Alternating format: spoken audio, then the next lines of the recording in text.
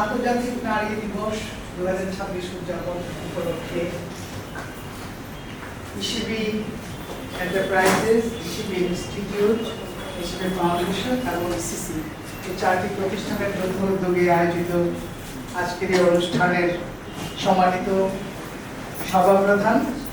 এবং ইসিবি ফাউন্ডেশনের সভাপ্রধান জনাব জাহানারা হাসান আপা এবং আজকে আমাদের এখানে উপস্থিত আছেন প্রধান অতিথি জনাব ডক্টর নাদিয়া বিনতে আমিন, ওয়েন্ট অ্যাসোসিয়েশনের সভাপ্রধান, এবং আজকে আরও অতিথিগণের মধ্যে আছেন সম্মানিত অতিথি জনাব আ.ক.ম সাইফুল ইসলাম চৌধুরী, গণপ্রজাতন্ত্রী বাংলাদেশ সরকারের